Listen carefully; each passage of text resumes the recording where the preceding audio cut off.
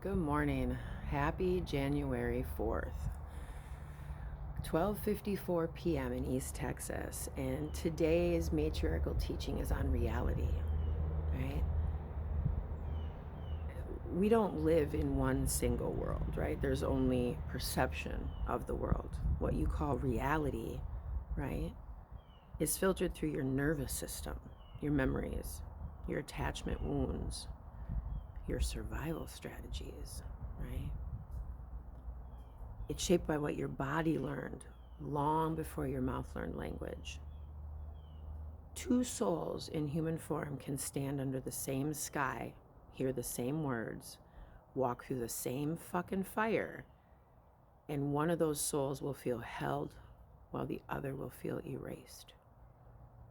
Not because one is wrong, no, but because the inner worlds of that soul being were built differently. So what psychology taught was the brain does not record truth, it records meaning. And meaning is forged through experiences. Some people were raised in safety, others were raised in vigilance. Some were mirrored, others were silenced. Some were taught that their feelings mattered, and others learned that love came with conditions. So when a moment lands, a tone, a glance, a sentence, it doesn't land on neutral ground. No one is neutral. It lands on a lifetime. This is where imbalance enters. There are those who were never taught to look beyond themselves, whose emotions were centered so consistently that they mistake dominance for truth. Their reality tilts towards entitlement, and when questioned, they feel attacked. Not because they are evil, but because their psyche was never trained in relational awareness. And the goddess sees this clearly in humans. We do not all carry the same weight. We do not start from the same place, and we do not bleed from the same wounds. What feels insignificant to one nervous system may feel catastrophic to another, okay? What one person shrugs off, another can barely survive that. This is not weakness in a face of it, it's more human variance, right? So wisdom and real wisdom knows this. Your truth can be valid without being universal. Do you understand that? Your truth can be valid without being universal. Growth begins the moment we loosen our grip on needing to be right. Healing begins when we stop demanding sameness from bodies that learned survival differently. The people that don't understand you or hear you are not meant to hear you. Period, point blank. Okay? Healing begins when we stop demanding sameness from bodies that learn survival differently. Before judgment rises, pause. Before dismissal forms, breathe. You're not seeing the whole terrain, only the path that you were given. I was speaking with one of my seeker students, and she said to me, I don't know how you've bounced back from what you've bounced back. And we've been friends for about 14 years now. I think this is our 15th year. And she said to me, I don't know how you got through the car accident. I don't know how you got through the betrayal in Pennsylvania. I don't know how you fucking left all your music and started again, and then again, and then again, and then again. And it's because my bounce back game is amazing because of how many times I've been discarded or used. I had no other choice. So my life's work is this matriarchy emerges movement to teach what I've learned, to understand all religions teach the same thing in different language. They all teach love. Buddhism, Taoism, Christianity, when taught correctly. Christ consciousness never wore no skin. It lives in the breath and the fire within. We are the Christ. It's a frequency we tune into, right? So the matriarch doesn't rule by dominance. She leads with discernment, less certainty, more listening, less ego, more grace.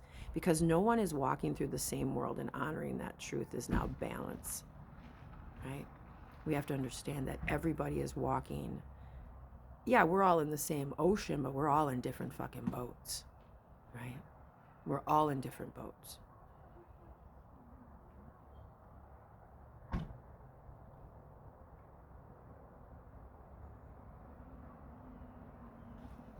And I think that we need to understand,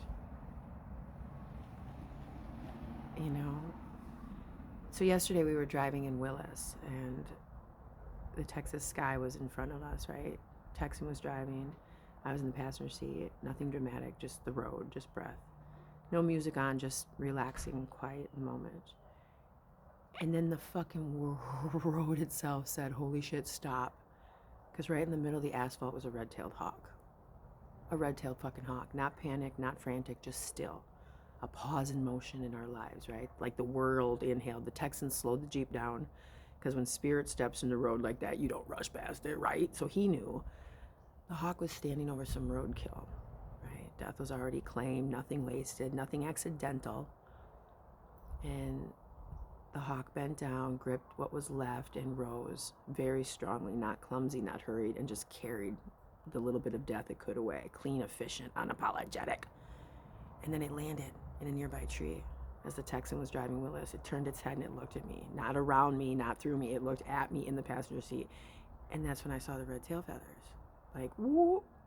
Not brown, red, bursting alive with fire. The kind of red that doesn't ask permission to exist in nature. It's just there, right?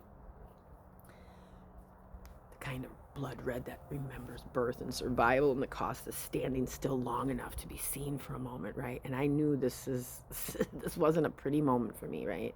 It's a message. Hawks don't stop traffic for entertainment. They don't lock eyes for coincidence. They don't show red unless they mean it. In native teachings, hawk is the messenger, the one who carries prayers up and brings truth back down, the one who sees from above, not emotional, not confused, but the hawk, clear, precise.